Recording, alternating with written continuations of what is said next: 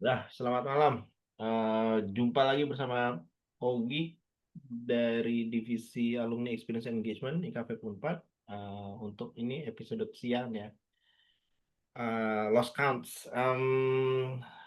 Malam ini atau siang ini kita kedatangan guest manajemen.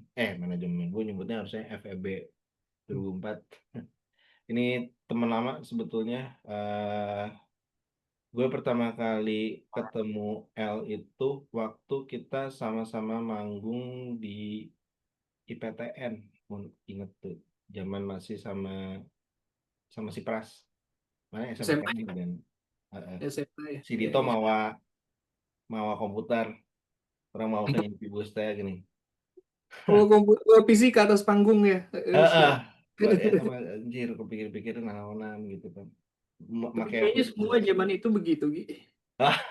bener-bener laptop masih barang hal gitu. Thank you El, Hmm. udah luangin waktu. Ini kita udah lama banget nggak ngobrol. Terakhir kita ngobrol tuh di RR-an, gue inget. Eh,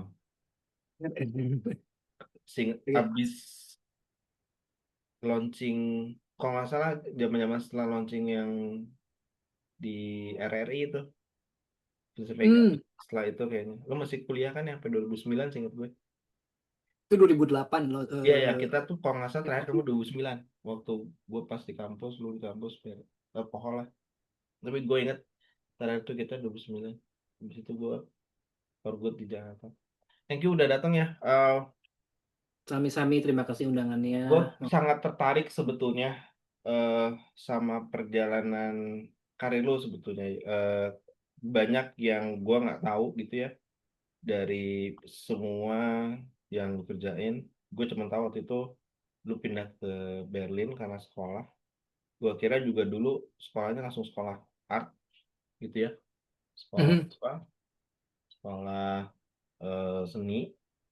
Dan gue mungkin juga punya banyak teman-teman yang nggak mungkin sebenarnya nggak terlalu banyak sih teman-teman yang main di sini. Kalau gue nggak ngobrol sama Saska, nggak kenal Adi Panuntun, nggak pernah tahu ada namanya instalasi seni. Gue juga nggak Hmm. terlalu touch semua produk-produk lu ya. Nanti gue akan share juga link di profile lu gitu ya, yang arielorah.com. Nah, gue mau start dulu ini ya. Lu kan SMA 3 dulu ya. Iya, bareng Kayak kita. tadi, kayak lu bilang tadi, itu kan memang tipikal umumnya biasanya lulusan dari situ tuh kalau nggak teknik ITB gitu ya, masuk ITB, kalau nggak kedokteran gitu. Nah, dulu dulu dapat pressure itu juga nggak sih waktu di SMA 3 teh? Banget. Makanya UMPTN-nya juga kan harus kayak negeri minded gitu ya. Jadi KB kalau nggak teknik-teknikan di ITB ya kedokteran gitu. Terus apalagi proporsi di kelas 3 itu kan sangat nggak imbang gitu. IPA-nya berapa? 9 kelas kalau nggak salah. IPS-nya cuma satu. Eh, jadi ya jurusan-jurusan selain eksak itu tidak populer gitu. Dan dicibir lah gitu. Kalau misalnya masuk ke jurusan-jurusan IPS. Ya itu apa ya bisa dibilang classism juga sih. Dan itu turun-temurun gitu. Si eksklusivitas itu tuh tanpa nggak sadar. Dan itu lumayan pressure yang gede. Em, Menarik sih Gi, karena gue tuh sebenarnya sebelum SMA 3 gue lahir dan besar di Bandung ya. Terus pertama sekolah sampai lulus SD itu di Aloysius, dan itu juga nggak sadar sebetulnya pressure akademi yang besar gitu. Tapi 97 sempat ke Jakarta. Nah, pas di Jakarta ini kayaknya lumayan kebuka, dan timingnya juga 97 sampai tahun 2000 gitu. Beneran pas sebelum dan pas reformasi banget.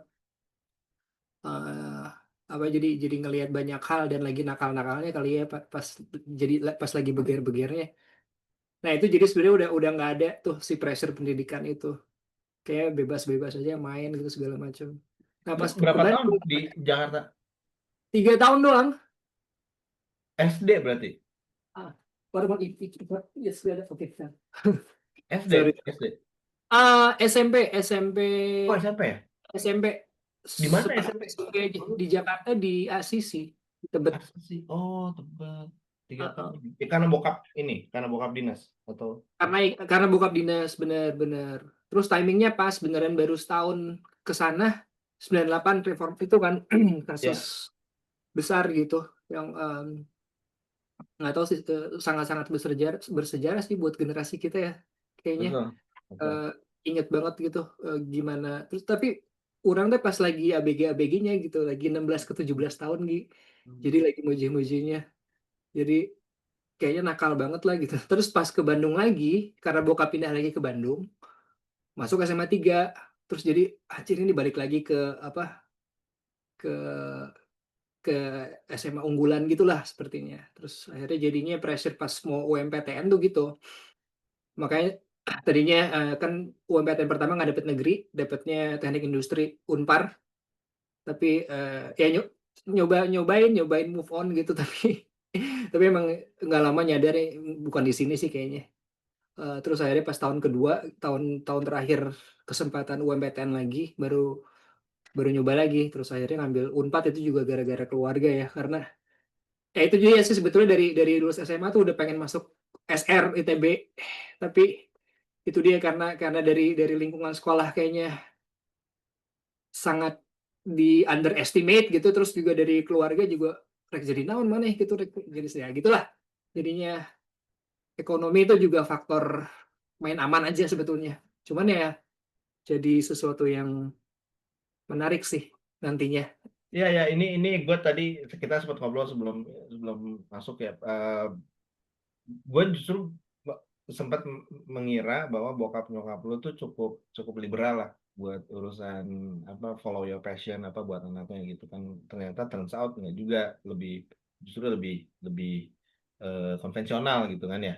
Nah, Hmm. gue tertarik dari lu bilang di SMA tuh sebetulnya udah pengen masuk SRITB. Berarti ketertarikan sama seni sebetulnya dari SMA. Dari SMP sih sebetulnya, SMP. dari pas Jakarta Yang tuh. triggernya, kenapa triggernya 98? Nah itu dia pas timingnya pas banget. Jadi pas kita pindah ke Jakarta 97, itu kayaknya pas banget transisi di 90s juga, transisi dari yang sebelumnya, maksudnya belum beger-beger banget dan masih kayak sukanya sepak bola, NBA gitu, terus akhirnya jadi MTV dan ngeband gitu. Itu tuh di tahun-tahun itu gitu. Dan pertama pertama ngeband tuh di Jakarta gitu sampai 97, 98, 99 tuh mulai ngeband serius gitu ya, kayak SMP kelas 3 tuh orang udah sering main di poster cafe gitu zaman dulu, indis-indisan. Bella, Bella naon Bella di poster? Ada dulu di poster tuh namanya Jafel, dan itu 3 member orang baru udah kurang nu ngeband di poster teh sekarang jadi niji gitu, si si si si Ariel, si Andro gitu. Geng-geng itulah. Jadi jadi apa sekarang? Maksudnya masih masih sama. Niji, niji. Niji, band niji. Oh, Nah, orang tuh ngeband jeung baru udah eta jadi gitu. hmm, 99 2000 oh tuh. itu dulu pernah ada sejarah sama mereka ya dulu. Nah, Apa nah, apa zaman-zaman indie pop, Britpop yang atau Britpop, justru yang Pestol Air. Oh, oke. Britpop apa Rumah Sakit, Pestol Air gitu. Terus Dan nah, di Bandungnya pas zaman gue baru Saparua tahu gitu. gue. Namun ke Bandung kita ke Saparua gitu mainnya. Nah. Cuman di situ indis banget memang gitu. Si si si tahun-tahun itu. Itu. Dan itu juga menarik sih Gi, si si orang refleksi orang kekaryaan gitu, dan hubungannya sama identitas gitu ya. Di mana Gi pasti kan merasakan gitu, grow up di tahun 90-an itu teh, konsumsi media western tuh banyak banget ya. Terus musik-musikan juga kita kita semuanya barat gitu. Dan kayaknya semua yang berbau tradisi dan konvensional tuh di reject karena tidak cool gitu pada waktu itu kan. Eh, Terus semua kayaknya merasakan lah yang band-bandan zaman segitu, karena kan pertamanya pasti punya band ngecover satu spesifik artis, dan rata-rata barat semua, jadi otomatis harus bisa nyanyi barat gitu. Orangnya bahala kalau nggak salah sempet sempet sampai ngerengek minta dilesin bahasa Inggris gitu, karena emang pengen beneran ngomong Inggris, karena sangat tinggi konsumsi media baratnya. Dan nggak tahu lah, kayaknya ada mantra-mantra di belakang gitu, sosial politik kan zaman-zaman Soeharto yang banyak bilang global citizen, terus like third world country itu akan bisa sama kayak harkat martabatnya kalau misalnya kita eh ke barat-baratan banget lah gitu. Jadi kayaknya di situ awal mimpi orang menjadi putih itu di situ gitu. Dan berakhir baru-baru ini, Cek. Tapi nantilah itu ke situ. Iya ya, ini gua bahas dari sini tuh karena pengen tahu pijakannya gitu ya. Nah, once udah oke lah, pressure di SMA 3 akhirnya lu stay di FE gitu ya. Waktu itu manajemen karena juga influence keluarga gitu. Karena bokap nyokap juga di banking ya waktu itu ya. Ya, Ya. Nah, gue curious ini sih, memang waktu lu masuk 2004 juga cukup kaget gitu ya, karena kan gue tahunya kan lu 2002, tapi common banget orang ngambil second atau third chance gitu untuk UMPTN. Gue juga kan sebetulnya jatuhnya second chance ya, karena turun angkatan satu satu tahun gitu. Nah, perjalanan karena kita tahu nih sekarang lu sebetulnya interestnya persu di sana di art gitu ya.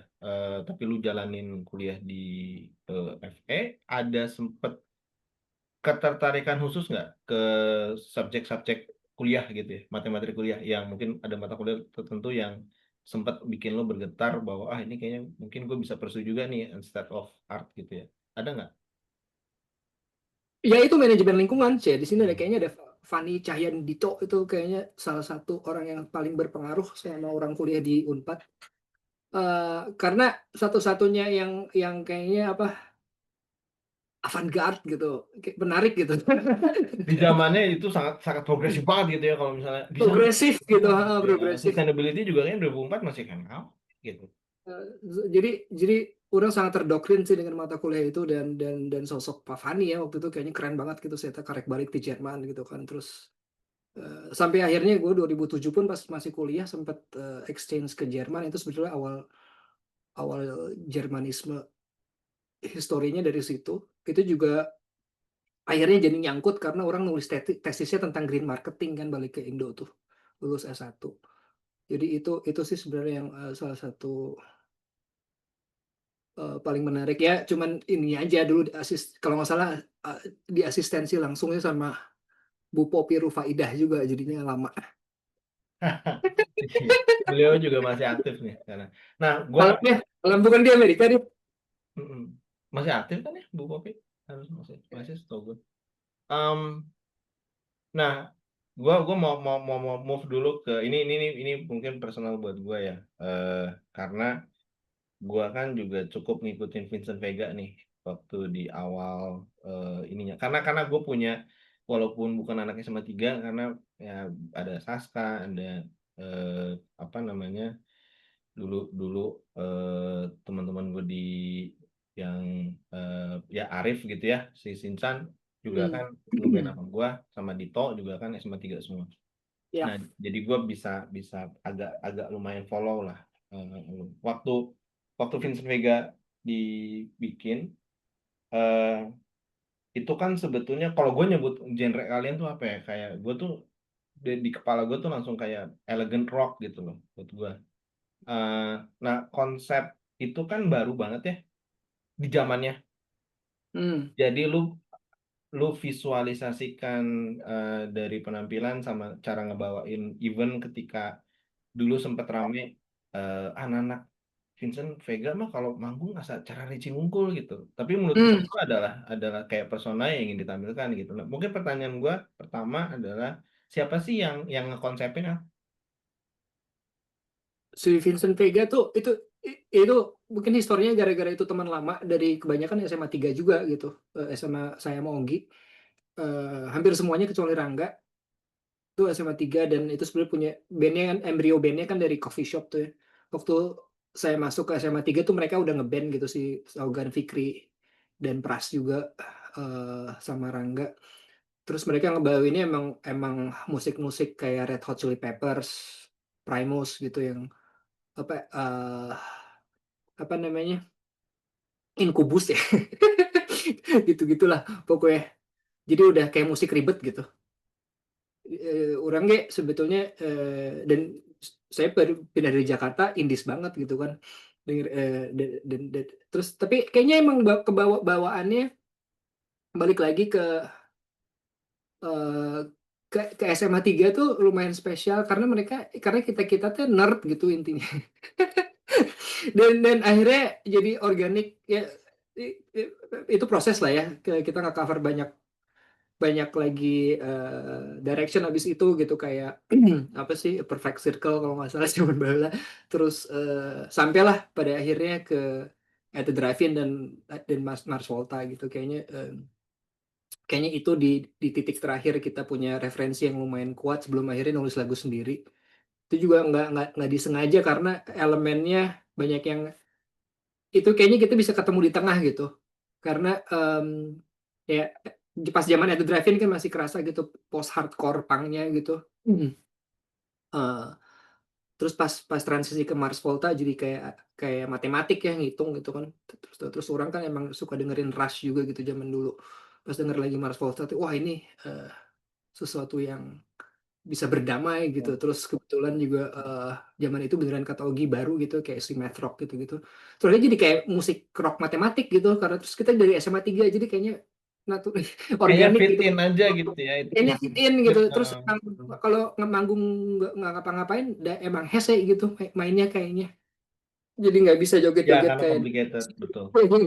Ya, nah itu dulu itu eh, kan gua ngeliat Vince Vega itu sebenarnya kayak kayak quite guitar driven lah gitu ya.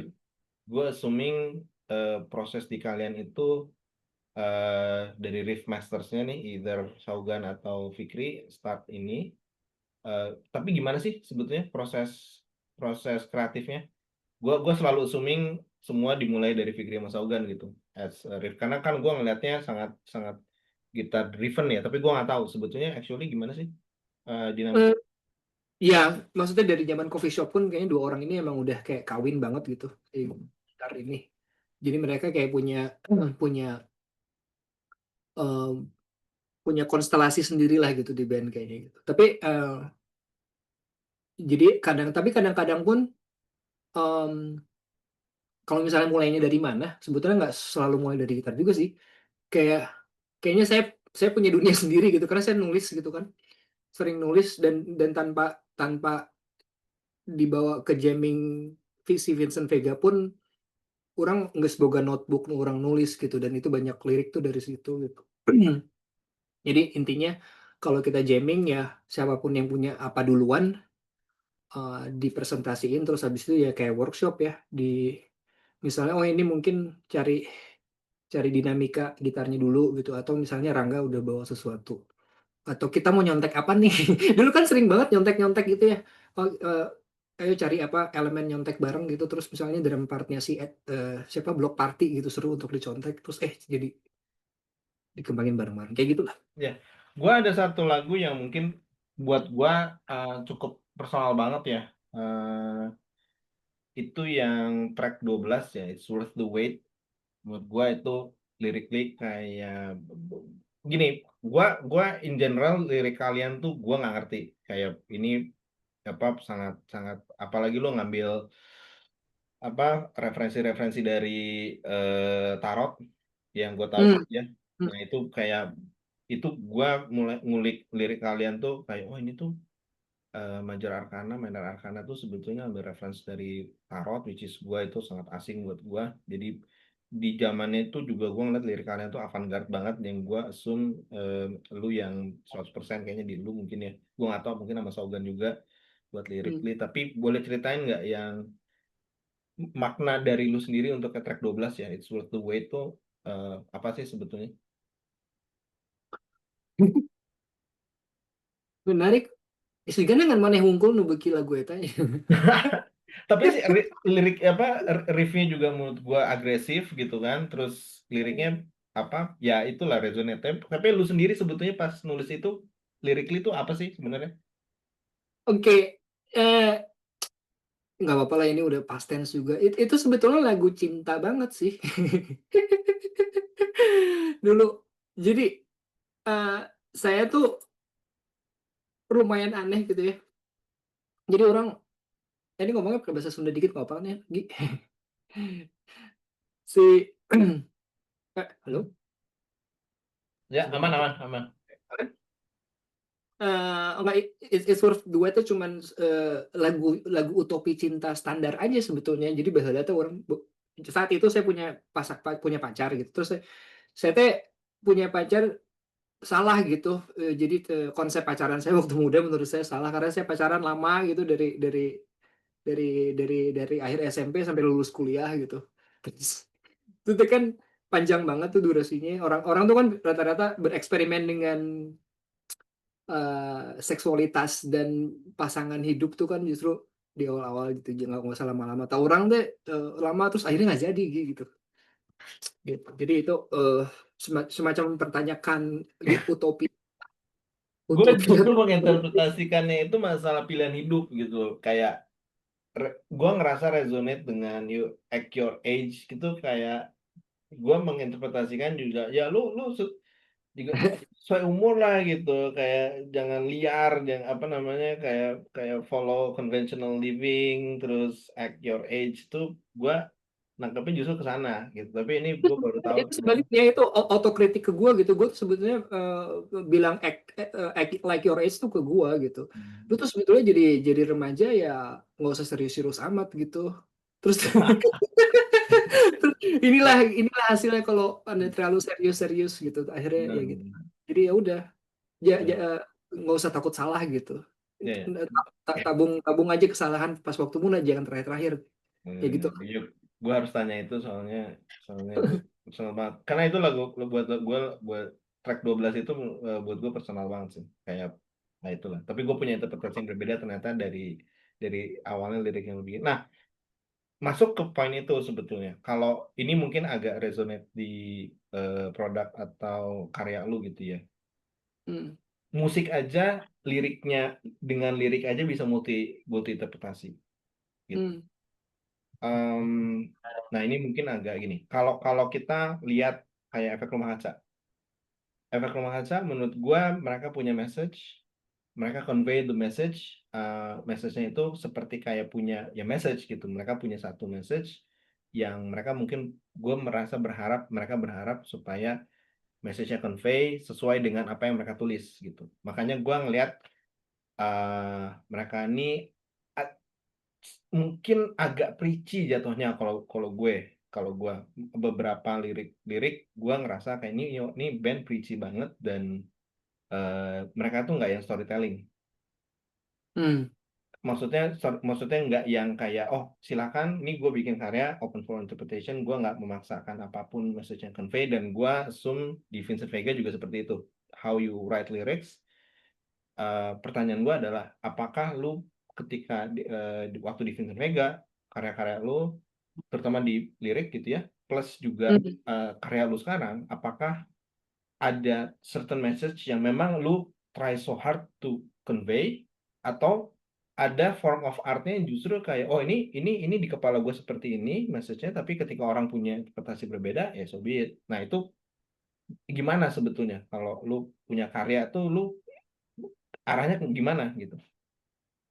Nggak, beda banget sih kalau ngomongin pas zaman Vincent Vega karena ini kan udah hampir 25 tahun yang lalu sama kekaryaan orang zaman sekarang gitu ya. Cuman tapi thank you untuk jadi balik lagi punya time machine refleksi ke waktu itu gitu. Kayaknya waktu itu sih berkarya eh, maksudnya dalam artian nulis bikin musik gitu ya dan terutama bikin lirik di part saya tuh em, emang emang apa namanya emang ya salah satu strategi maksudnya mindsetnya masih kayak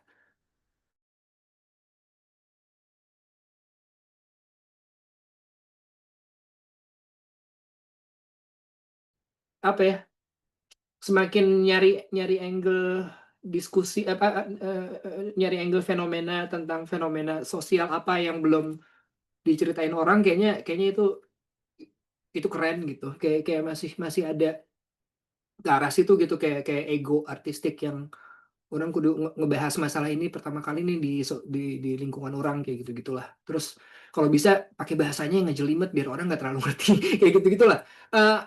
Jadi sangat ke arah situ lah, jadi semakin semakin ribet semakin keren gitu. Kalau sekarang beda banget sih sebetulnya. Kayaknya narasi kekaryaan orang, maksudnya dalam artian saya udah lama banget gitu kalau nggak pernah bikin musik lagi gitu, musik dalam artian musik yang konvensional gitu. Jadi banyak praktek orang masih di seni suara, tapi eh, ya sekarang sih yang penting narasi gitu ya, isi gitu. Dan dan kenapa orang jadi seniman itu karena memang punya eh, punya apa namanya, self conscious kalau misalnya orang butuh nih menjadi seniman karena banyak nih banyak banyak banyak opini, banyak narasi yang harus dapat nih ke orang gitu. Tapi dapatnya gimana? Ya itu tiap karya beda kali ya strateginya gitu. Nah, oke, sekarang masuk ke fase eh, kan udah sempat exchange waktu di Unpad kan, exchange ke Jerman, terus semakin ada ketertarikan lah di sustainability ya, kurang lebih ya, manajemen lingkungan segala macam. Nah, setelah lulus itu kan lu sempat di OS dulu ya, sempat lumayan lama di Lama dari 2006. 2006 gitu ya. Berarti itu bahkan pas masih kuliah berarti kan ya. Ya, Masih kuliah. Setelah lulus juga masih masih lanjut kalau nggak salah sampai 2009 ya, misal masih 2010. Nah, itu gimana sih perjalanannya? Akhirnya lu mutusin ke sekolah lagi pas S2. Itu eh, ceritanya gimana eh dan pilihan ininya jurusannya? ya dulu tuh ya, jadi pas pas di Unpad itu eh apa namanya? Dulu orang udah kayak pokoknya orang harus beresin semua mata kuliah secepat mungkin gitu karena waktu itu Vincent Vega lagi emang butuh banget banyak waktu karena lagi pengen nyelesain si album solo itu. Terus kayaknya terus orang mikir, jadi prioritas pertama tuh ya sebenarnya orang beresin semua mata kuliah tuh lumayan cepet sih. Cuman emang skripsinya aja yang dilama-lamain. Jadi kayak oke, beresin semua terus sudah berat gitu. Jadi tiap perpanjang SKS itu cuma skripsi skripsi skripsi doang. Jadi punya banyak waktu buat yang lain gitu tuh, buat buat band. Terus habis itu mulai kayak tahun kedua ketiga ya 2006 tuh tahun kedua kuliah, berarti udah mulai mikir kayaknya harus punya penghasilan sendiri. Terus yang mulai-mulai mikir juga apa sih kerjaan yang masih di lingkungan ini juga gitu. Dulu tuh sebetulnya selain ya OS tuh pertama siaran dan bikin program di sana. Terus sebenarnya di kampus tuh orang sangat aktif di ISEC dulu, sempat kayak 4 tahunan. Bisa dibilang kerja juga sih di situ gitu karena keliling-keliling dan ada di organisasinya gitu. eh Sama pas mau lulus kayak ke 2008-an gitu tuh gua kerja sama Dendi sama 347. Itu juga bikin sub division gitulah, apa kayak artis grup yang mulai berkesenian. Dan tapi yang menariknya juga salah satu project terakhirnya sebelum gua cabut tuh gue bikin project CSR tuh, bikin art publication gitu. eh Apa namanya, ngambilin dana CSR-nya printing company sama paper company di Jakarta untuk bikin art publication. Nah itu sebetulnya bridging project gue setelah lulus sebelum ke Jerman tuh itu. Dan akhirnya eh ya emang di tahun-tahun 2009-10 itu emang udah mikir kayaknya emang harus bentar lagi kalau mau cabut keluar kayaknya sekarang. Terus juga ditambah kan udah lulus tuh. Kalau udah lulus kan berarti emang kudu gawe gitu kan, gawe gitu. Dan itu tuh kayaknya si project si Acer ini udah beres tuh, orang antara mau ngartis tapi masih tanggung gitu. Dulu si Vega tuh lumayan lumayan manggungnya lumayan sering ya, tapi juga nggak bisa ya tau lah kita semua realitanya gitu, nggak bisa jadi main thing juga gitu. Jadi memang harus ke Jakarta, kayak Sabar duluan ke Jakarta gitu segala macam. Dan kalau nggak salah ya, anak-anak tuh udah banyak ke Jakarta zaman itu. Jadi pilihannya antara berkarir ke Jakarta gitu serius dan masih ngeband, atau cabut keluar cari sekolah gitu. Jadi dan yang kedua kayaknya eh, ya akhirnya dapatnya yang kedua gitu, mutusin gitu. 2014 ya waktu itu ya kalau nggak salah lu jalan ke Nah, jalan tuh gue 2011 Oh, Dari 2012 ya? 2012 tuh gue udah di Berlin. Oh, 2012 sudah berarti. Oh, tapi sekolahnya baru di 2014 ya? Gue lupa deh. Yang S2 lo Ya, langsung. ya. Immortality di sustainability-nya gue 2014. Nah, oke. Nah ini sebelum sebelum pas berangkat gitu ya. Ya, Keputusan untuk akhirnya, karena gini, gue memang melihat juga Vincent Vega, benar yang lu bilang. Memang kalian eh, kayak reputasinya naik. Memang gue ngelihatnya agak kesan kayak not for public banget di saat itu gitu ya. hmm, Basically nggak yang segmennya bukan yang apa halayak publik ramai ting oke gitu, nggak kayak ya di Sigit mungkin. Kan gini, menurut gua tuh fenomena Vincent Vega adalah itu adalah band kesukaan banyak musisi Bandung gitu sebetulnya. Gua bener. gitu kayak Rekti, kayak semua orang-orang yang justru ini prominent musicians ngeliat band kalian tuh kayak kayak dan nggak ada lagi yang kayak kalian sebetulnya. Gua ngeliatnya gitu di saat di zamannya apalagi itu kayak revolusioner banget. Nah itu menurut tuh kalian lahir terlalu dini pada saat itu apa menurut lu gimana sih? Kalau gue yakin kalau lahir sekarang nih Jason Vega kalian mungkin udah kayak perunggu gitu. Kalau menurut gue kayak Itu salah zaman aja nggak sih? Kalau lu sempat mikir gitu nggak? eh mana barusan mention perunggu. Soalnya baru belakangan ini nyadar kalau itu tuh si Maul gitu. Dulu di Maul tuh sering banget nonton Vincent Vega. Jadi ada Terus koneksinya semua ya. pas akhirnya ngelihat apa namanya video-video perunggu interviewnya sih terutama yang mereka kantoran segala macam anjing ini kalau Vincent Vega terus ya jadinya kayak gitu. Exactly, exactly. Nah cuman dulu ya nggak tahu ya kayaknya ya, emang bukan takdir kita aja sih. Ya. Nah, Tapi yang benar kayak kata sempat ada di poin karena kan maksudnya udah kayak eh ya main kan yang Barudak Sigit Moka gitu lumayan ada tur-tur kecil gitu yang benar kayaknya kita diajak gara-gara Barudak kita tuh bagi si Vega gitu penontonnya mah biasa aja kayaknya niche banget gitu kan dibanding dibanding yang nonton Sigit yang apa militan dan joget gitu musiknya atau Moka yang emang emang sisi entertainmentnya tinggi gitu kita kan nggak ke sana gitu meskipun secara ada di satu posisi lumayan juga nih kalau misalnya sebulan 4-5 kali main bisa segini kebayang sih udah mulai kayak ada hitung-hitungan itu. ya, Kayaknya merchandise juga atau whatever gitu kan. Sempat ada ya ya matematikanya kan dulu ada ekonomik ada ya. ada eh, kayak sebenarnya tuh kalau kalau mau dibisa-bisain pasti ada ininya kayak misalnya eh apa sempat ada tuh kayak materi-materi yang kayak lumayan ringan gitu ya terakhir tapi tapi itu dia kayaknya semua pas mulai ke arah situ yang kayak mikir jadi serius terus kayak misalnya lagunya harus kayak ringan jadinya bisa lebih mudah dicerna kayaknya Barudak emang nggak happy gitu Hmm. terus Oke. jadinya Ini emang pertanyaan terakhir gue untuk Vincent Vega. Gue takut berlarut di sini. Kayaknya perlu satu sesi khusus buat Vincent Vega. Nanti gue bisa undang Fikri sama Saugan dan yang lainnya. Tapi satu terakhir di Vincent Vega nih. Ada unfinished track nggak sih? Ada unfinished track yang sebetulnya dan ketik kalau ada apakah ada rencana untuk kayak rilis gimana caranya kayak virtually segala macam?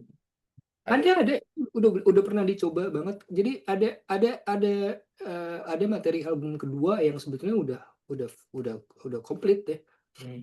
udah direkam semua terus tapi pas kita sempat reunian tahun berapa ya pas orang balik anak orang pertama datang 2019 per 18 pertama balik bawa pas orang punya pertama anak pertama orang itu si Adit sempat nyari masternya terus sempat ketemu tapi habis itu memang nggak ada nggak ada Oh hilang itu berarti sempat maksudnya. hilang sempat hilang terus ketemu lagi terus kayaknya pas mau ngelanjutin Fikri ke Scotland jadinya lama Mungkin lagi ke Scotland kan baru kan maksudnya COVID ya.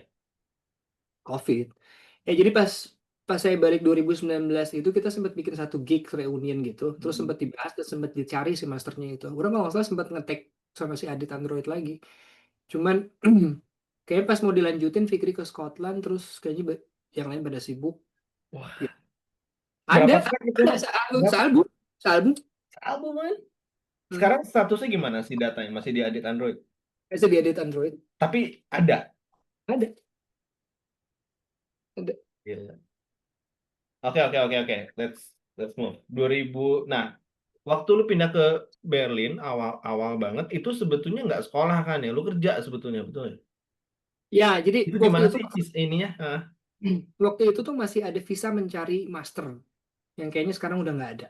Oh, Yang lulus bachelor tuh dia udah bisa ke Jerman, dapat visa pre-student itu nah, sekarang sekolah bahasa dan apply gitu. Nah, sebetulnya dan gue kenapa memutuskan Jerman karena ya salah satu negara yang paling ngizinin kerja itu Jerman sebetulnya. Bahkan masanya. pas gue belum dapat visa student pun baru nyari master apa uni itu mereka udah ngizinin kita kerja part time sampai 20 jam per minggu gitu. Jadi emang oke deh cabut aja gitu soalnya eh, sambil siapa tahu dapat kerja juga. Terus Ya. ya itu gue hokinya tuh 2011-12 tuh emang di Berlin terutama lagi banyak itu ya startup IT lagi panas-panasnya apa Berlin Silicon Valley dan lain-lain gitu.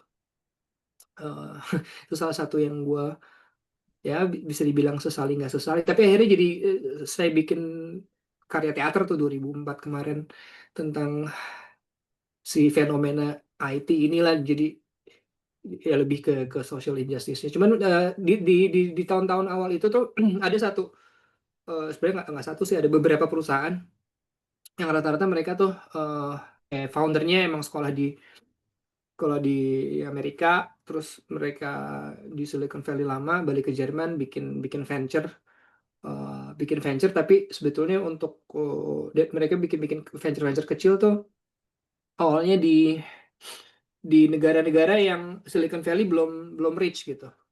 Jadi dulu ada namanya Rocket Internet dan project pertama itu dia bikin kayak copycat di Amazon di Eropa Timur.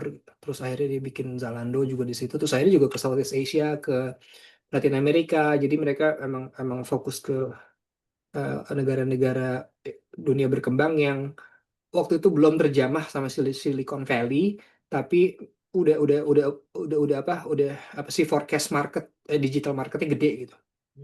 Indonesia salah satunya lah Southeast Asia. Ini ya itu kenapa gue bilang gue menyesal atau malu gitu sebetulnya itu praktek bisnis yang sangat tidak etis gitu. Terutama gue yang belajar sustainability dan CSR gitu kan kopi apa ide bisnis yang ayo kita copycat sebanyak-banyaknya terus kita bikin di negara yang yang kita copy ini belum belum eksis terus kan mereka scaling gede banget habis udah gede mereka sellnya bailoutnya tuh selling ke perusahaan yang mereka copy gitu. Oh, Ya ini nggak sih menarik nih. ya, Contohnya kayak gimana tuh? Gua baru ngeh ada model bisnis kayak gitu. ini Maksudnya ini gimana tuh ini dia?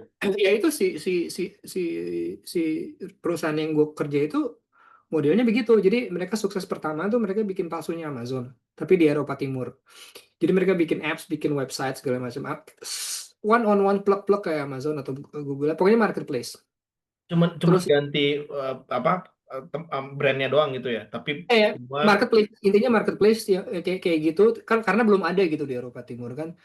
Terus mereka invasi besar ke situ bikin apa namanya bikin bikin secepat mungkin si si marketplace ini banyak usernya gitu. Meskipun belum tentu apa itu profitable ya. Yang penting usernya udah banyak, banyak transaksi, banyak orang transaksi segala macam. Ada satu titik ketika itu usernya udah sekian miliar gitu, mereka jual ke Amazon karena Amazon harus ekspansi gitu. Jadi itu kayak itu tai banget sih itu secara etika ya si si model bisnis. yang mereka jual apanya berarti? Artinya usernya sebetulnya ya. Di Artikan perusahaan si brandnya jadi ya. eh, eh, mereka bikin let's say palsunya Amazon namanya Hutan gitu ya. Si Hutan ini website marketplace. Setelah 3 tahun si Hutan ini udah punya sekian miliar user, Hutan ini dijual ke Amazon gitu. Bayang nggak sih? Dan Si dijual tuh bisa jadi untuk dihancurin terus mereka masuk ini ke dia, ya shop. ya benar benar jadi si Amazonnya kan bakal bakal punya kayak dikasihin pilihan mau nggak mau gitu loh kayak lu kalau misalnya nggak beli ini berarti lu nggak bisa jadi market leader di di region ini mau nggak Ya. mau kan dia harus beli. Nah tapi yang pada kenyataannya ketika mereka beli yang benar yang lu bilang tadi dihancurkan gitu. semua apa namanya yang ngebangun itu rata-rata di laid off gitu kayak segala macam. Makanya kayak Wah, turnover di digital business itu kan cepet banget biasanya di startup gitu. ini cukup mind blowing ya menurut gue, kayak apa ya? Kayak bukan kanibal ya. Ini tuh kayak memang intentionsnya tuh memang bukan untuk nge-build produk atau ini ya, hanya untuk Ya, menjual. itu dia. Itu tuh gila juga sih. Dan lu pernah jadi part dari situ. Itu 2 tahun ya sebelum akhirnya dapat sekolah ya waktu itu ya, El. 2 tahun begitu dapat sekolah cabut itu karena itu sebenarnya kayak tapi itu sejujurnya ya itu ya saya sangat munafik sih karena dari pertama berapa minggu pertamanya udah gak nyaman gitu dengan si Hmm. konsep ini. Tapi itu enak banget Gi, maksudnya orang baru ke Berlin belum bisa bahasa Jerman udah dapet kayak kerjaan yang bukan kerjaan kasar gitu ini Ya. katakanlah kerjaan kerjaan desktop Desktop lah. gitu lah gitu kan belum lagi yang kayak startup ini tuh kantornya keren banget zaman dulu ya maksudnya yang kayak apa namanya nggak ada hierarki bla bla bla terus ada eh, pingpong di Ya. dalam ya pokoknya sangat inovatif lah terus ya paid well juga gitu jadi si 2 tahun ini emang kayak makan hati sih sebenarnya tapi begitu dapat akhirnya dapat kampus Ya. dan waktu itu juga mulai bisa nyari kerjaan yang lain yang inilah. Ya. Oh, itu pengalaman yang bisa sangat dibagi banget sekarang makanya si si teater apa Melancholic Melody of the New Economy itu tuh gue beneran ngebahas tentang masa itu sih. Hmm. Ya, ya. Oke. Ketika si intensi bisnis dan kapitalis itu tuh ya itulah Ya. menjijikkan gitu. Kayak punya punya bukan bukan apa dan mereka bersembunyi di balik mantra-mantra inovasi gitu kan sama-sama apa namanya membuka lapangan kerja dan lain-lain. Ya itu ya perlu banget direfleksi sih. Ya, ya, wah ini gua jadi kepikiran beberapa topik ya buat nanti next next gua nih Am. Tapi eh, gua lanjut dulu untuk yang profiling lu ya. Pas lu ngambil akhirnya dapat sekolah gitu kan ya. Ya. Akhirnya dapat sekolah. Nah itu kan di sustainability ya. Sebetulnya kembali lagi ke interest lu waktu di kampus kan, Hmm. waktu di FEB Ya. Unpad. Ya. Itu udah apa? Udah apa programnya full Jerman? Lu waktu itu udah fasih apa masih English course apa gimana waktu itu? Setengah-setengah, Hmm. setengah-setengah. Jadi apa namanya banyak tuition language-nya emang mix, tapi kebanyakan nulis kita masih boleh Inggris Hmm. gitu. Jadi kuliahnya sih mungkin Jerman ya, banyak di Jerman tapi paper Hmm. segala macam masih Inggris. Hmm. Hmm. Itu Hmm. 2 tahun ininya programnya, Ya. program 2 tahun. Nah waktu itu pas lu ngambil itu aspirasi lu nanti next once sudah selesai masternya, yang lu kepikiran kerjanya kerja apa di sana? Eh, Itu pada saat itu gitu. pada saat itu sesuai apa yang gue kerjain setelah lulus sih emang emang jadi konsultan. Karena ya si sustainability itu kan gue sebenarnya ke Jerman masih membawa si dualisme hidup itu sih yang kayak Hmm. eh, masih pengen punya satu meneruskan punya academic background yang bisa jadi pegangan hidup gitu. Yang di satu sisi gue secara profesi bakal bisa berdamai dengan itu maksudnya terus Betul. di satu sisi tapi masih masih masih masih juga punya mimpi buat melanjutkan si kekaryaan di bidang seninya gitu. Hmm. Hmm. Jadi polanya masih sama. Ya. Ketika ke sini pertama punya kuliah terus nyari kerja supaya bisa nyewa studio kecil-kecilan gitu misalnya. Ya.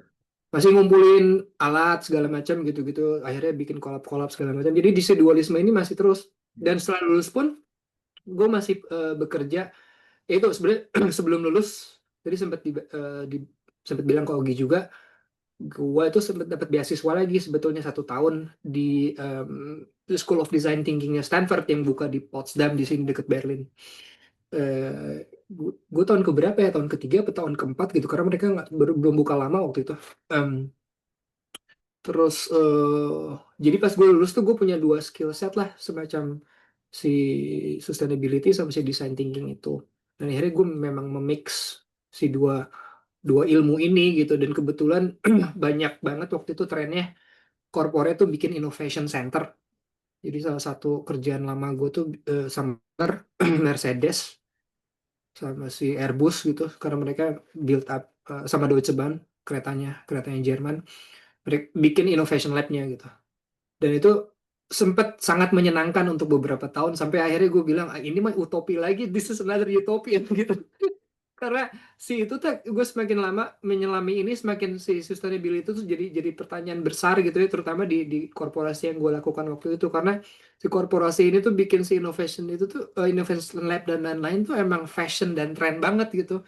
Hmm. Pas kita bikin project-project insight within the innovation lab-nya ini, eh, ketika kita mau bikin implementasi projectnya seriusnya, si decision makernya itu masih sangat konservatif, dan akhirnya paling cuma 10% dari 90% project yang kita kita build up di si lab ini akhirnya jadi terimplementasi gitu. Dan itu balik lagi ke ya proper and balance-nya korporasi standar gitu. Ya, Dan itu apa maksudnya, ujung-ujungnya lo melihat ini gimmick aja gitu ya buat mereka kayak itu ya lebih ke marketing. benar-benar dan susah gitu akhirnya, jadi kayak apa namanya, ini kebanyakan jadi gimmick marketing. Memang nggak bisa digeneralisasi, memang ada beberapa ide proyek yang akhirnya gue bisa lihat ini emang merubah satu mindset di korporasi ini gitu, oke lah gitu. Tapi kebanyakan tuh cuman berakhir di si lab ini dan akhirnya nggak terrealisasi. Mungkin karena ya it's all about profit making and making shareholders happy aja ya mungkin ya, Ya, at the end. Walaupun ya, kita di Indonesia, even gue juga melihatnya, oh Eropa terutama ya, kayak advance banget nih soal sustainability, soal itu. Mungkin at certain point yes, tapi kalau dengar dari lu, mungkin not really mereka mau actually kayak apa ya, bener-bener willing untuk kayak abolish social injustice apa, lingkungan ya, gitu. itu sebetulnya transisi ke frustrasian gue tuh di masa-masa itu sih, di akhir-akhir jadi konsultan. Itu tuh benar kata lu tadi gitu, kayak um, being sustainable di sini tuh sangat utopia gitu, kayak oh, eh, kita harus ramah lingkungan gitu, mau nggak mau pakai teknologi segala macam gitu. Dan ada sisi avant-garde-nya juga gitu, siapa yang paling cepat punya teknologi ini itu dianggap ya kita menang lah gitu. Kayak dan itu tuh sangat ketika gue lihat di belakangnya kayak apa gitu, kayak sekarang nih gue punya satu karya tentang tentang nikel gitu, namanya Nikel 5. Eh, karena itu ngelihat ngelihat kayak si utopia electronic vehicle itu tuh di build sama sama sama colonial mindset yang sama gitu sebetulnya. Eh, kayak who's the fastest in technology itu akhirnya bisa bisa uh, bisa lead the market gitu, not for the sake of the planet gitu. Terus mereka nggak lihat kayak mining nikel yang di Sulawesi gitu distopianya kayak apa gitu sekarang.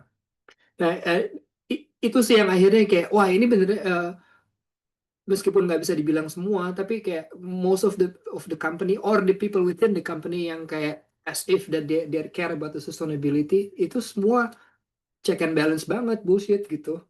Dan akhirnya bikin bikin bikin serius patah hati gitu yang kayak gue udah percaya ini ya ternyata di lapangannya kayak gini. Nah disitulah mulai oh kayaknya gue harus berkesenian lagi nih untuk mencurahkan ini gitu. Nah akhirnya ya long story short tuh sebetulnya karena dulu kan gue nggak mikir nggak mungkin lah nggak punya double life gitu.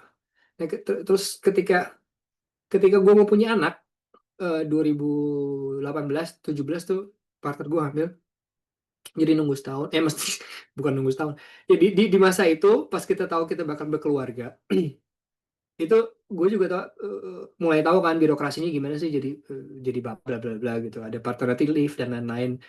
Jadi lumayan ngulik tuh ternyata setelah kita punya anak tuh bapak bisa ngambil eh, paternity leave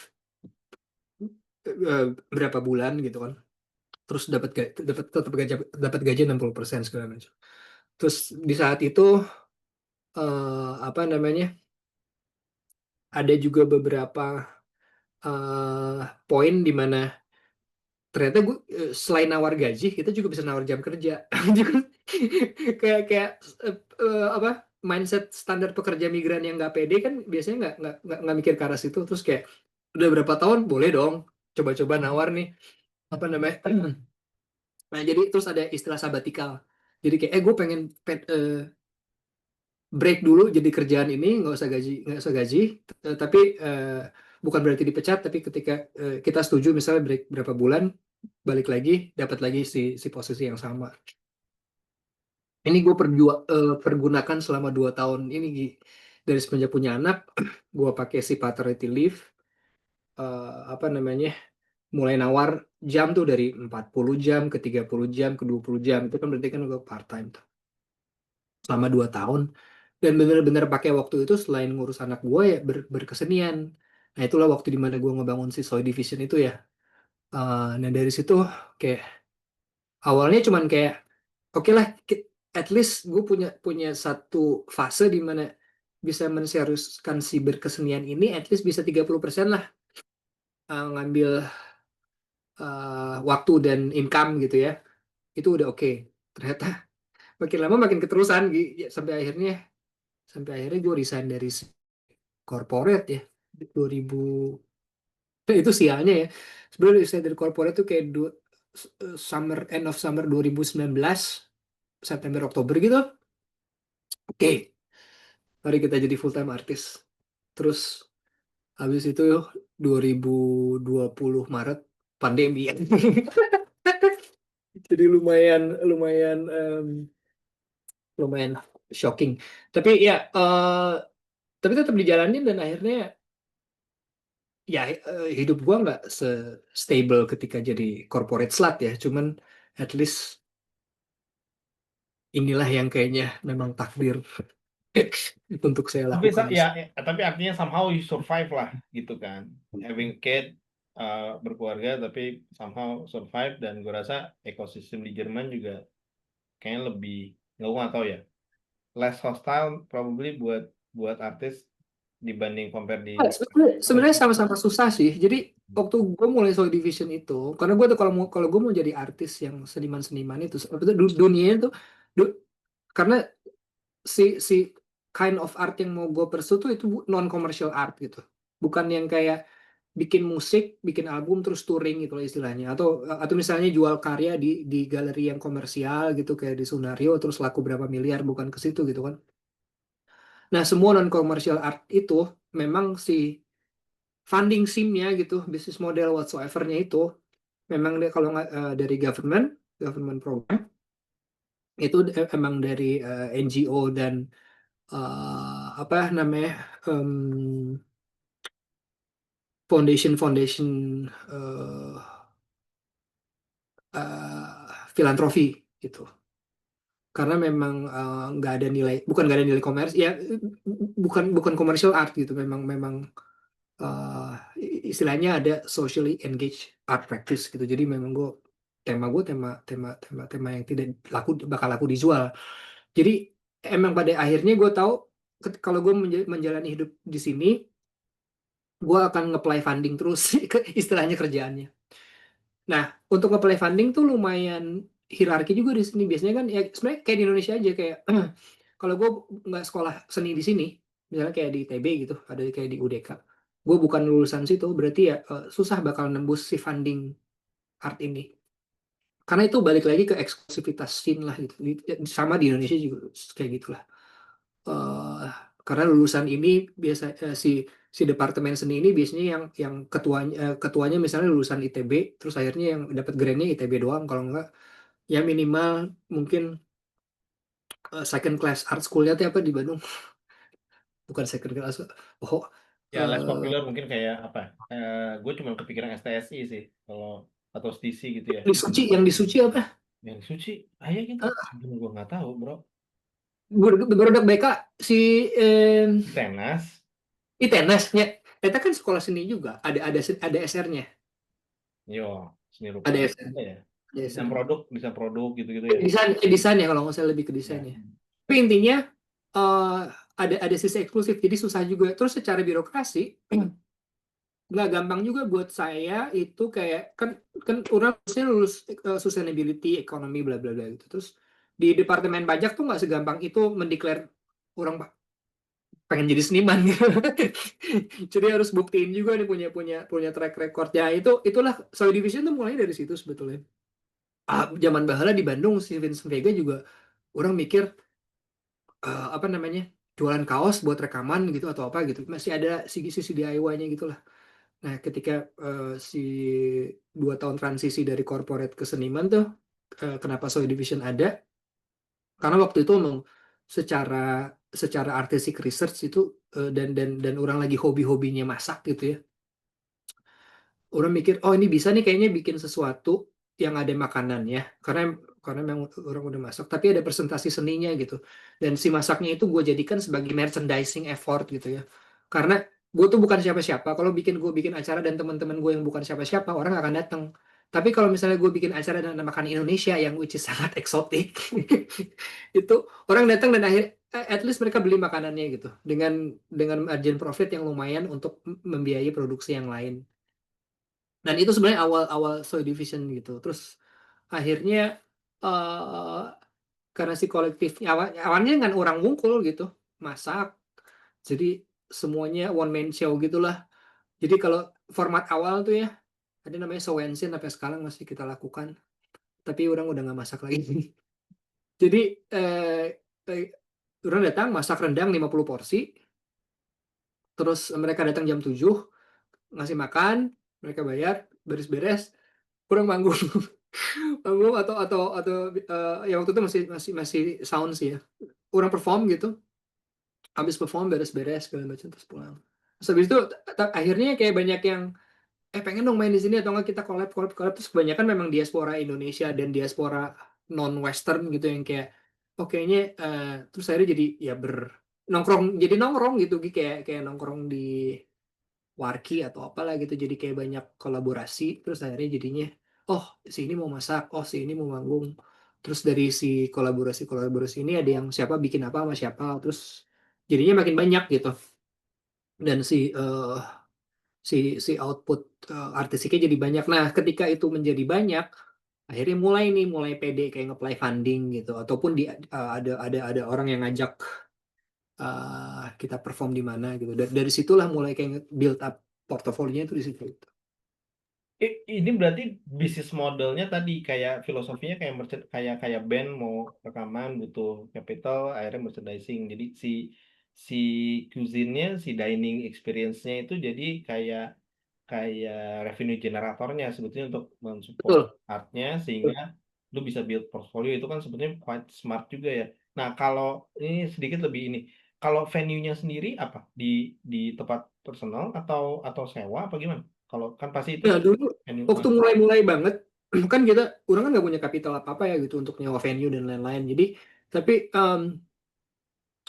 zaman dulu tuh, zaman-zaman itu tuh lagi banyak bar yang sebetulnya nggak punya menu makanan, tapi mereka bikin pop up gitu, bikin pop up kayak misalnya ada siapa yang mau eh, masak tapi cuma hari Jumat doang gitu.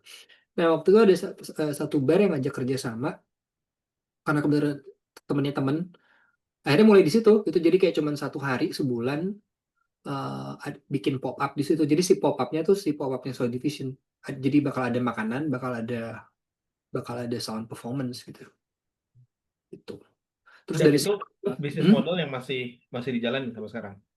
Mungkin dengan Enggak, venue enggak, lebih enggak, enggak. oh, udah Jadi enggak. eh, itu lumayan berhasil dan bikin satu pressure yang lain Gi. Jadi di satu sisi si si apa namanya si yang bilang bisnis model itu lumayan berhasil terus tapi kan ketika ketika berhasil kan berarti harus mulai scaling ya Iya harus tuh. mikir dapurnya gimana masaknya lebih banyak untuk sustain gitu kan balik lagi ke pertanyaan sustainability terus akhirnya jadi organisasi kan jadi kayak orang butuh bla bla terus lumayan jadi serius harus jadi CV atau PT dan lain-lain nah itulah titik kehancurannya sebenarnya Oh ya. Pertama Ketika karena mau kenapa tuh? Apa yang terjadi? pertama orang ngabatin sebagai wah ini kan tadinya sebenarnya strategi strategi orang untuk berkesenian kan. Akhirnya akhirnya berjalan tapi dengan satu apa namanya strategi yang sangat kapitalis. Si makanan ini tuh jadi produk yang transaksional. Akhirnya orang datang cuman beli makanan. Terus di situ juga makanannya makanan Indonesia banget yang harus kita presentasiin se-Indonesia mungkin gitu. Jadi orang kayak ada self exotism juga gitu pressure di situ. Ya sebenarnya ini bukan intensi saya gitu. Itu satu ya. Terus kedua, ketika kita jadi serius dalam artian harus punya organisasi tim yang jelas gitu. Ya logistik, product management, marketing dan lain-lain. Jadi kantor lah gitu ya. Nah disitulah itu jadi business entity gitu. Dan akhirnya orang nggak happy aja sih.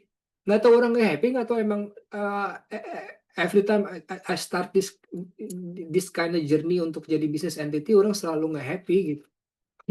Terus akhirnya uh, karena akhirnya jadi mikirin mikirin mikirin si bisnisnya harus sustain terus, terutama kekaryaannya jadi terbengkalai gitu. Akhirnya tapi karena kita mulai dapat funding untuk melakukan si project seninya nih, nah itu mulai mulai ada dan akhirnya si makanannya presentasi makanan yang sifatnya transaksional itu semakin turun. Jadi sekarang sih perform dengan makanan, tapi nggak nggak eh, dalam format kita ngewarung gitu. Jadi shifting makanan itu kayak as part of experience art experience-nya sekarang, man. Ya, Instead of ya, merchandising lah dalam ya, ya, ya. gitu Terus ya. dibuat juga. Jadi kalau dulu kan kita kayak restoran aja gitu kan kita bikin menu, bikin produk gitu kan kita jual. Kalau sekarang tetap ada makanan, tapi itu juga satu satu sisi yang jadi refleksi. Ya, ketika kita dianggap sebagai service provider, orang bakal expect kan. Oke, produk lo adalah produk kuliner. Jadi gue bakal di-serve produk kuliner. Nah, si serving ini menurut gue ya ketika lo berkesan itu udah no go gitu. Dan sekarang akhirnya kalau misalnya ada presentasi tentang makanan, gue bikin si orang itu masak juga gitu. Si audiensnya. Jadi ayo kita bareng-bareng kita secara kolektif dan komunal kita bikin sesuatu experience bareng. Dari mulai motong, dari mulai lain-lain. Dan itu jadi satu 4 jam komunal yang orang dari bakal at the end consuming the food from scratch gitu bareng-bareng. Tapi Itulah lu sih. lebih comfort itu dengan bisnis model gitu. Artinya people paying the experience dan itu lebih menurut lu lebih lebih happy dengan format kayak gitu. Karena gue assuming orang tetap datang untuk pay tapi instead of paying service kayak food Hmm. industry lebih ke ini ke oh lu bayar untuk experience kayak Hmm. makanannya dan masaknya Ya, berapa itu itu lebih nyaman itu. di posisi kita sekarang gue jauh lebih nyaman, tapi juga punya pertanyaan besar karena istilahnya event gue tidak akan terlaksana kalau gue nggak dapet funding istilahnya. Kalau misalnya gue mau balik lagi DIY, kayak nggak mikirin sponsor lah istilahnya gitu. Berarti gue akan punya harga tiket masuk atau harga harga tiket yang sangat mahal sebetulnya. Karena hitungannya ada hitungan masaknya dan ada hitungan performnya gitu. Kalau zaman dulu si zaman-zaman Soul Division ada itu tuh si performance-nya dibayar seadanya aja gitu. Dan kata yang masaknya juga rata-rata kayak kita bikin merchandise kayak dulu misalnya bikin 60 t-shirt ya si untungnya buat recording gitu kan anak-anak yang ngedesain, anak-anak yang nyebarin gitu kan ini mah gotong royong aja. Nah, ketika itu mau jadi sesuatu yang sustain dan serius, si gotong royong ini kan nggak bisa nggak bisa gotong royong terus dong. Nah, cost-nya tuh akan banyak banget kalau misalnya kita mau mau dibikin experience yang apa si makanan sama yang si performing art-nya itu gitu. Kalau misalnya kita jual um, kayak tiket 60-70 euro bakal ada orang yang bisa afford, tapi kan ini balik lagi ke classism ya, ke kelas lagi gitu. Nah itu gue nggak mau sebetulnya gitu punya punya punya apa punya satu format berkesenian yang nggak inklusif akhirnya. Oke. Iya paham. Artinya lu sebetulnya karena it's basically ini utamanya adalah art yang lu harus gimana caranya accessible gitu ya. Kalau lu pasang tarif tadi, even Ya, even ketika experience-nya part of the art, tapi kalau DIY lagi, apalagi tanpa funding, ya hmm, jadinya kelas lagi ya gitu. Jadi lu ya, yuk orang tetap mungkin rame bayar, tapi jadi the whole point of the art jadi kayak nggak dapet gitu ya, no go itu ya. Gue ya. mulai mulai paham sih cara ini. Nah, Tapi si pisau mata duanya, ketika orang sangat bergantung kepada government sponsorship gitu atau support, akhirnya terlalu ketergantungan dan kita harus meng-cater apa yang mereka mau gitu. Nah oh itu yang ada susah. ini juga, ada kayak conditions juga gitu maksudnya.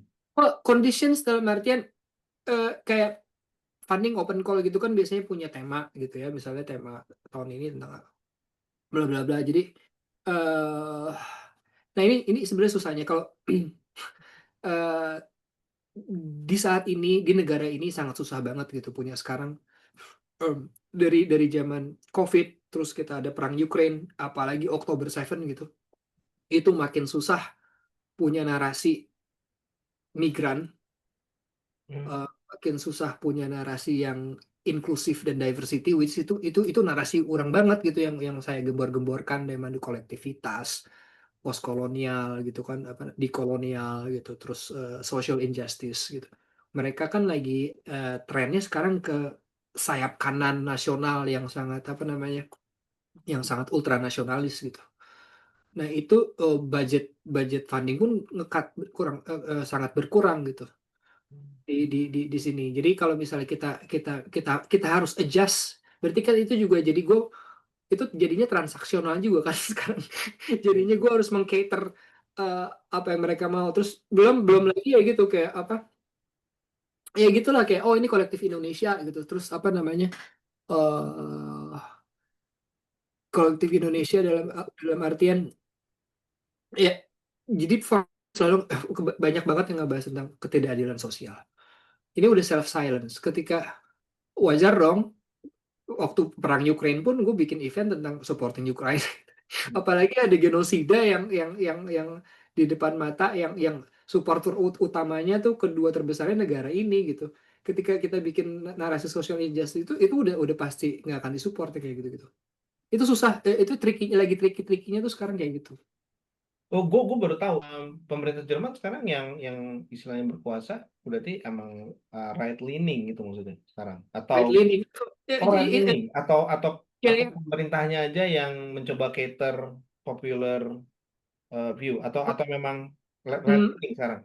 di actual government itu dari Christian Democrat Union itu sebetulnya separtai yang sama-sama Angela Merkel. Tapi eh, Angela Merkel tuh beda banget. Dia masih kayak middle left leaning lah kayak imigran diterima segala macam. Justru sekarang tuh sebaliknya gitu kan.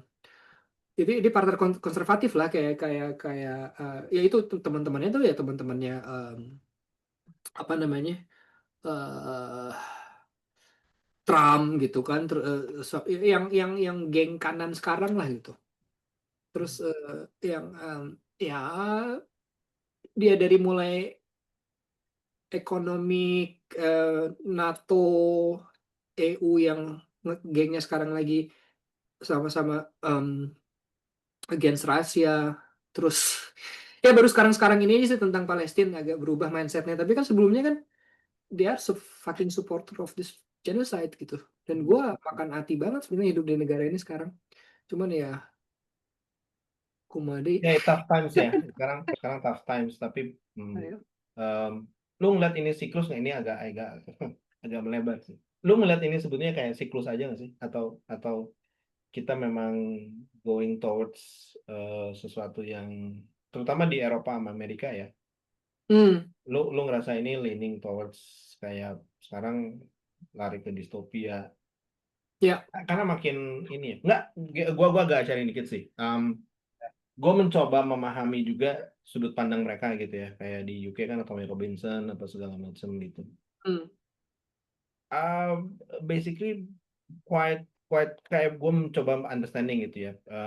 Mereka ingin preserve, mereka punya culture kan pasti. Karena in a way kan sama seperti Gua ngambil gini, ini mah kita bahas, ini mah jadinya diskusi sedikit ya. Kayak kayak misalkan gini di Indonesia aja, the Muslim majority gitu kan. Gua mencoba memahami kenapa sih kayak di sini gereja tuh kayak orang takut banget gitu. Orang bangun gereja segala macam. Karena kan itu masih terjadi di sini. Karena penegakan hukumnya kan masih, ya kita masih far from ideal. Tapi gue mencoba kayak memahami juga nih. Hmm, Basically kan bisa aja terjadi karena insecurities atau orang afraid of their culture being replaced by the invasion of migrant atau misalnya yang the minority gitu ya. Gue ngebayangin gini. eh Kayak kenapa misalkan temen gue di US di Denver, orang bikin masjid tuh susah banget gitu kan. hmm, In a way kan sama seperti kayak teman-teman Kristiani yang pengen pakai, karena kan gini, once lu minority, lu susah untuk assemble kan, karena maksudnya dalam satu kawasan pasti susah, ada banyak yang namanya minoritas gitu kan, secara jumlah pasti sedikit, tapi kan untuk kongregasi lu harus ngumpul dong, bener nggak? Dan yang lu pakai ya, pasti kan awalnya personal space, satu rumah lu pakai buat ibadah. Which is sebetulnya konsep masjid juga sama. Tapi ketika lu mau declare, karena kan pasti di negara maju punya regulasi, once lu ada sekian banyak orang di gedung, lu harus permitnya beda dong, gitu kan. Which is hmm, itu kayak price that you have to pay kalau di negara maju. Tapi yang orang-orang yang mayoritas pasti kan berpikir, wah ini awalnya masjid nih satu, atau awalnya gereja satu. Nanti lama-lama gua, contoh nih misalnya, sekarang kan common ya di Indonesia, eh, masjid kan sebenarnya jatuhnya barang langka sebenarnya, sebetulnya masjid itu. Kenapa? Karena setiap kali Jumatan lu ngeliat kita banyak yang sholatnya amigos, agak minggir gol sedikit gitu. hmm, Faktanya masjid itu sebetulnya gua ngerasa agak kurang di compare to jumlah. Dan kita biasanya ngambil space sih sebetulnya. Tapi lu kalau lu perhatiin suka ngambil jalan, hmm, nggak jalan umum. Dan itu tuh kayak praktek yang nggak boleh sebetulnya menurut gua. Tapi karena lu the majority, you can do whatever you want kan. ditoleran gitu, Yes, karena the majority. ditolerir, ya, ya. Hmm. Nah, yang mereka takutin apa? Kalau misalnya yang jadi di kawasan itu tiba-tiba jadi banyak non muslimnya, lama-lama akses untuk melakukan kayak whatever they want gitu ya, karena keterbatasan segala macam, orang jadi makin sulit karena lu no longer the majority kan. Gua rasa Ya, pemahaman itu juga sama kayak sekarang Zohran dipermasalahkan makan pakai tangan gitu, makan nasi pakai tangan kan. Maksud gua orang pasti punya fear gitu kan. Kayak mungkin Sadikan juga sama. Di orang punya khawatiran dia akan menjadi enabler, migran-migran ini tuh menjadi penguasa, sampai banyak narasi-narasinya itu adalah tuh kan lu jadi ini sekarang jadi apa, kayak Pakistan nih, jadi kayak kayak nggak mana nih the whites gitu, culture hmm, whitesnya nggak ada, malah orang malah sholat id di lapangan ya, mereka itu khawatirannya adalah mereka, culture mereka hilang in a way. ya, Ya menurut lu gimana, karena itu kan sebetulnya cara berpikir orang yang ingin, sebetulnya ingin preserve mereka punya culture kan. Nah ini ya, gue mencoba memahami penangkap menurut lu gimana, karena kan lu eh ya lu di situ jatuhnya minority lah gitu ya, tapi lu ngerasa resonate nggak apa yang gue sampein, dalam istilahnya innocent feelingnya orang-orang, sayap kanan gitu loh. ya, ya. Bukan innocent feeling sih, menurut gua tolol aja sih sebenarnya. Karena gini, itu dan itu si ketololan ini tuh dinormalisasi gitu, karena mereka nggak ngelihat the whole makro, eh, apa namanya, eh si si compound dari society-nya tuh terisi dari siapa aja sih. Terus dan kita tuh bayar pajak sama mereka loh gitu, maksud gua. Kalau mau ukurannya ekonomi ya. Jadi sumbangsi kita sama. Jadi nggak ada, dan mereka pun secara secara de facto mereka butuh orang asing gitu. Nggak kayak Indonesia, mungkin beda karena jumlah penduduk. Karena di sini jumlah penduduk matters, man. Jadi mereka masih kekurangan defisit 30% gitu dari penduduk lokal. Tapi jadi nggak bisa dibedain. Tapi di situ ada ada mindset supremasi majority yang menurut gue di semua, ya, masalah paling besar memang white supremacy gitu ya. tapi semua supremasi putih itu sangat punya masalah dan memang waktunya hancur. Mhm. Tapi di Indonesia pun kita punya supremasi Jawa misalnya. Supremasi Jawa itu kan sangat dinormalisasi, even dari sebelum penjajah putih datang gitu. Dan karena itu sudah intergenerational, jadi ketika si mindset majority itu dinormalisasi, ya ya susah untuk punya punya masyarakat majemuk gitu, punya komponen, karena minoritas dan oposisi itu pasti selalu ada gitu, dan lo akhirnya nggak bisa koeksis, tapi selalu balik lagi ke, oh ini culture gue harus purist gitu, jadi kita ini we need to protect and preserve, dari bahasa lu kan kayak melindungi dan mempreservasi si kultur ini gitu. Nah itu yang menurut gue nggak bisa gitu di preserve tuh, bukan dengan itu caranya gitu. Si koeksisten itu memang harus apa namanya, di embrace, bukan dilawan gitu. Dan ketika di embrace itu menariknya gitu, si kemajemukan itu. Eh, semua semua hal yang apa namanya, semua effort yang berbau ke purist gitu, purity, kayak negara yang gue tinggal sekarang ini kan punya luka sosial di perang dunia ketika satu orang bilang oke, let's go back to the pure Aryan race, dan pasti gagal gitu. Jepang juga sama gitu kan, dulu kan sobatnya sobatnya Pak Hitler ya dan dulu Jerman itu kan Jepang, Pak kaisar fasisnya gitu kan. sama Italia. Ah, dan gak akan pernah berhasil gitu. Sekarang trennya lagi ke situ. Cuman gue selalu selalu beriman dan itu tidak akan pernah berhasil gitu. Dan lu Gitu. lu merasa lu ikut also fighting with your art juga ya kelihatannya. Banget. Dan itu Ini makanya kayaknya gue gue itu. merasa cukup passionate buat lu, social injustice juga kita bicara ini sebetulnya. Jadi lu sekarang lagi menghadapi justru the most, istilahnya tuh, arch nemesis nih kelihatannya justru yang Mm-mm. lu lagi melawan, iya kan? Eh, Kayak apa namanya? Secara kekaryaan, gue merasa di masa ini inspirasi untuk berkarya tuh banyak banget gitu, Yes, trigger. yes. Cuman ya gitu, bokap gue selalu bilang, meskipun bokap gue bukan seniman ya, tapi dia mengalami zamannya siapa tuh 80-an, pas si Ronald Reagan sama Margaret Thatcher itu juga sama kan kayak, Ya. tapi inget katanya masa-masa itu tuh banyak kesenian tuh lagi edan-edannya gitu tuh kayak karena Even memang culture ya, tetap ya. Maksudnya, hmm, Black Flag gitu segala ya, macam, sub sub sub subculture gitu yang emang orang-orang tuh marah gitu. We ya. have a tons of reasons to be angry, dan I think that's the most exciting thing. Memang nggak ada duitnya, itu yang susah. Betul, Cuma betul. apa namanya, Hmm, kualitas dan kualitas narasi zaman sekarang ini, ketika mungkin anak cucu kita lihat ke belakang 50 60 tahun lagi, pasti keren sih, ya. pasti keren. Ya, ya. Karena kita selalu percaya bahwa, seni-seni yang bagus itu datang dari times of struggle kan, gitu ya. Ya, Ini momentum yang istilahnya unfortunate buat humanity, tapi ini adalah tempat, apa saatnya di mana art bisa jadi for what it's worth, apa, jadi perlawanan gitu ya, dan sangat ya. inspiring. Ini gue jadi resonate sih. Hmm. Karena ini kayak memang unfortunate times tapi juga inspiring ya as well. Nah, balik tadi lu sempat mention bokap. Gue rasa, eh, gue yakin lu pasti ada conversation sama lah, dan I can only imagine, bokap nyokap lu mungkin juga to this day masih khawatir dengan, eh, yang lu ambil. Kayak gitu nggak, bener nggak?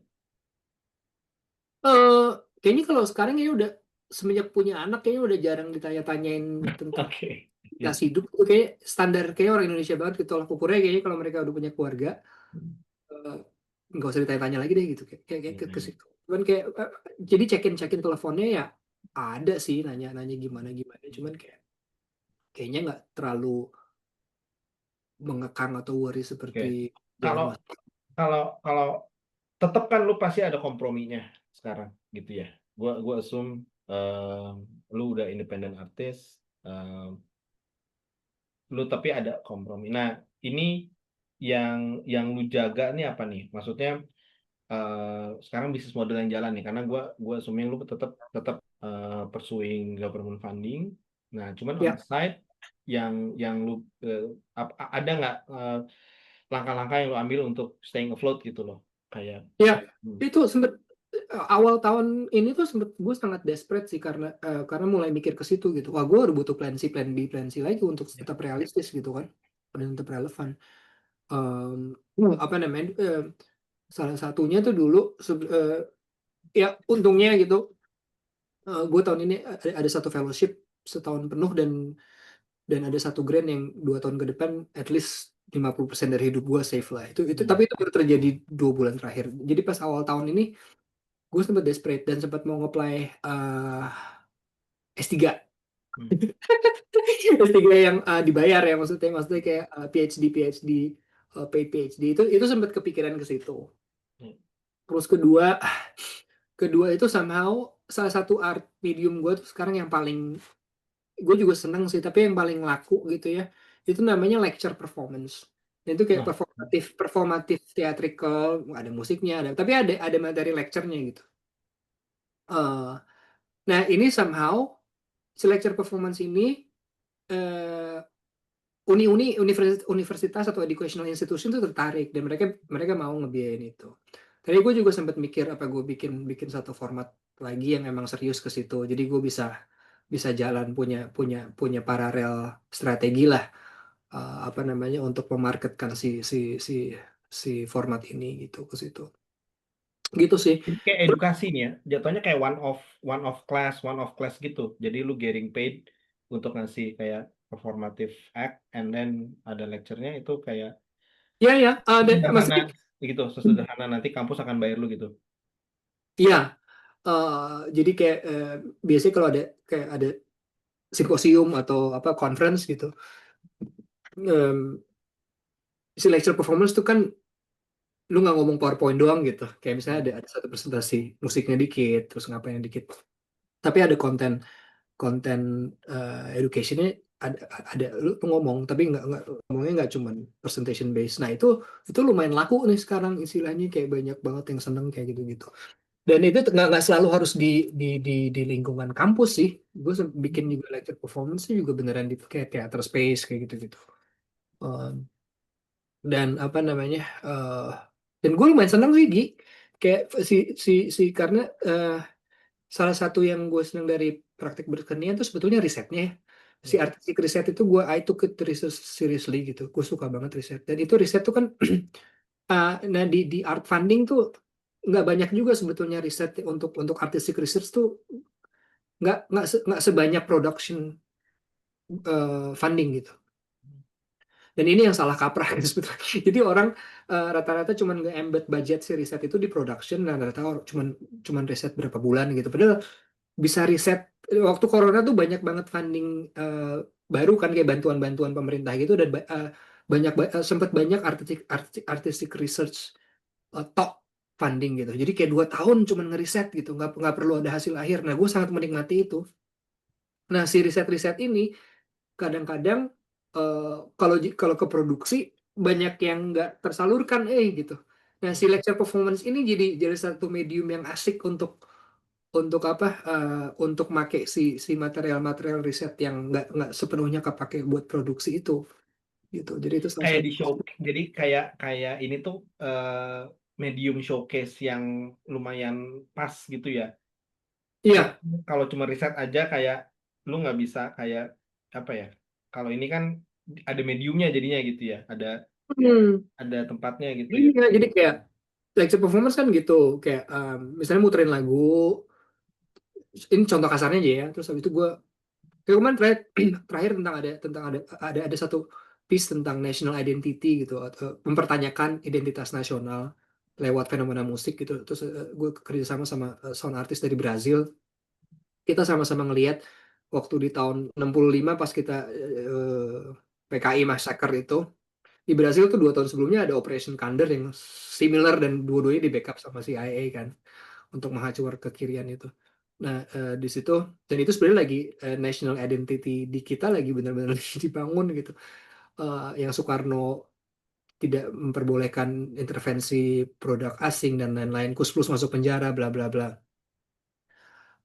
Dan gue meneliti tentang ini apa namanya eh eh, Pak Gugum Gumbira si Jaipong. Karena Jepang. Jaipong juga si Pak Gugum tuh kan sebetulnya itu kan suatu hasil karya yang kontemporer. Waktu itu eh, si Caca sama disco-disco dilarang, si Pak Gugum tuh sok disco di naon Cibulit ke atas deh yang ke kanan deh suka ada gigs juga. Ini eh, apa yang di Stasiun Bajuri bukan? Ke PM, kanan PM Station bukan ya? bukan Oh, bukan itu Unpad mah. pas mentok Cibulit ke kanan. Oh, Eh, sempat bukan. Bumi Sangku Bisa meriang ya. dulu kan itu tempat disco tuh tahun 50-an tuh. Si Kang Gugum Gumbira itu tuh dulu disco di sana. Terus tiba-tiba kan gak boleh dilarang sama pemerintah. Hmm. Saya mikir kesenian apa yang gue masih tetap bisa ada dansanya erotik gitu. Terus akhirnya dia mengkompos beberapa kesenian eh, lokal kan dari Jawa Barat gitu. Ada ketuk tilu, ada degung gitu. Terus ada musik pencak silat sama dia dijadiin satu jadi jaipong anjir. Nah kayak gitu. Nah, si cerita ini tuh jadi lecture performance yang akhirnya gua cerita tentang ini gitu di si piece-nya teh. Ini tuh jadi kalau bicara riset art tuh bisa ada part sejarahnya, ada culture-nya gitu ya. Maksudnya itu Ya, ya. Maksudnya yang gua lakukan seperti itu ya. ya tapi menarik ya karena ini sedikit aja lu cerita tuh kan berarti kayak kayak art as a historical milestone gitu kan. Lu kayak menggunakan karya-karya masa lalu tuh kayak dia telling stories kan. Itu kan sekilas aja itu telling stories gitu. Nah, berarti konsep riset itu sebetulnya itu juga. Jadi lu dari sama-sama tadi yang Brazil itu kan juga bicara historical kan, historical moment di sana Ya, pasti ya, ada ya, kreatif art. Nah, ini menarik sih. Kita ya. waktu kita udah mau habis cuman gua bisa nggak kita gue sangat tertarik banget sebetulnya ini. Dan gue rasa anak-anak IKF harus tahu gitu ya. Tadinya gue mau bahas karya-karya lu sebetulnya mention cuman ini nggak sempet karena ternyata pembahasan kita cukup seru nih. Gua propose mungkin next. Gua sangat tertarik banget sebetulnya pengen kalau kalau lu apa willing gitu ya, misalkan waktunya pas dan lu ada keleluasaan. Ya. Nah, itu loh yang gue tuh sangat tertarik mungkin yang apa tadi performance lecture gitu ya yang Hmm. yang mungkin lu bisa ya gua nggak tahu apa yang bisa diiniin secara online tapi bisa nggak kira-kira kita wujurin itu kita bikin apa satu konten buat nanti karena kan di IKFF juga buat kayak ini ya yang kemarin sekarang lagi yang tadi pagi jalan tuh Andika Wisnu manajemen 2003 bikin Hmm. ini Python kan soal Python gua rasa ini juga penting sih sebetulnya kayak riset karena menurut gue menarik banget sih. Kan mungkin lu bisa bisa showcase salah satu materi lu yang ringan-ringan aja dulu gitu ya hanya untuk kayak bisa kasih pandangan tuh kira-kira mungkin kan nggak bro? Ayo, ayo Ya. kita cari waktunya aja, Mas. Tapi online artinya sebetulnya bisa ya medium online ada masih masih mungkin kan ya bisa ya? Buat Ya ngomongin tadi tentang ya performance atau kayak lu bikin gue pengen tahu performance. sebenarnya riset riset apa sih kayak lu bicara soal performing apa tadi istilahnya lecture. Ya, let's check performance. Seleksi performance tuh itu bisa ya secara online tuh masih bisa ya. Oh, kalau kalau misalnya gue belum pernah sih bikin lecture performance online, tapi untuk cerita tentang lecture performance Boleh online, sih, gua rasa kita start di situ ya nanti kayaknya. kalau kita mau bikin lecture performance, mendingan tahun depan aja kita bikin di Unpad gitu. Orang Lu balik, ada rencana balik. Lu ada orang rencana balik. orang sengajain balik gitu. Oh ya ya Saya tapi minta duitnya ke Goto Institute. Tuh. itu tuh mungkin nanti kita bicarain lah. Apa obviously nanti kita coba. Tapi probably end of year mungkin Desember lah. Kita coba coba buat apa sesi khusus lu cerita soal lecture Hmm. performance tadi ya. Itu gue rasa pengan apa kayak semacam pengantar gitu El. Gue rasa sih salah satu misi kita juga sebetulnya kan mengenalkan profesi ya. Dan ini sebetulnya menarik banget sih karena gue somehow ngerasa lu bisa jadi bridging yang bagus antara eh, untuk kita kenal art sebetulnya. Bener nggak? Karena Hmm. lu juga bicara bahasa kita gitu di economics and business gitu kan. Gue rasa Hmm. lu adalah orang yang pas untuk bisa nge-bridging kita ke sana karena gue yakin banyak ini nih produk art yang bro kita di kampus aja nyari orang yang dengerin musik-musik yang kita dengerin juga kan nggak banyak ya, Iya, iya. betul kan? Tapi gua rasa ini penting orang supaya apa sih jiwanya juga lebih halus knowing art. Hmm. Even gua juga banyak yang gua nggak tahu gitu kan. Dan gue pengen IKFEB tuh jadi bridging dan gua ngerasa lu adalah medium yang paling pas gitu. Karena you speak our language juga. Lu bicara bisnis model, lu bicara bicara aspek-aspek keekonomian, bicara tadi produk apa segala macam itu sih. Hmm. Anyway, thanks banget. Yuk, lu punya punya Siap, Bang. eh, closing remarks mungkin? Al? Lu close remarks karena lu pakai kaos homoside ya. Jadi kan ada satu kata-kata Ucok yang sangat mengiang-iang gitu. Kalau nggak salah Ucok sih yang bilang, jangan takut, jangan terlalu jangan terlalu punya pressure yourself to be big gitu, but just worry to be many. Ngelihatnya ketika khawatirlah atau berjuanglah menjadi banyak daripada menjadi menjadi besar. Karena kayaknya menjadi besar itu membosankan. Ya, ya, ya, ya, Bapak. Si Bapak itu memang memang Heri Sutesna forever. itu Sresno. Thank you, El. Ya, Waktunya ini Sami. gue berharap nggak yang jadi terakhir ya. Kita obviously punya agenda berikutnya nih. Nanti kita akan coba ngobrol lah gitu. Oke, orang-orang email MLDI. Mudah-mudahan Desember kita bisa bikin sesi lagi buat pengantar itu ya. Di kafe berbagi mungkin nanti segmennya. Again, nuhun pisan, wish you all the best untuk semua karya-karya lu ya. Semoga Sami-sami Gi. sukses. Ini ke Barudak alumni. Ya, siap. Nanti ini gua akan post. Oh, ini kan kita akan post di YouTube. Gua akan share juga profiling lu ya. Nanti kita bicara buat detailnya supaya nanti kita bisa promote you punya portfolio. Itu aja. Hmm. Mungkin terima Sama kasih. satu lagi sih sebetulnya, Ya, ya. bokap gue terakhir bokap adik gue tuh kan masih sangat korporat ya. Hmm. Gue tuh selalu selalu ngomong tentang kebahagiaan gitu, sesuatu yang sangat meta.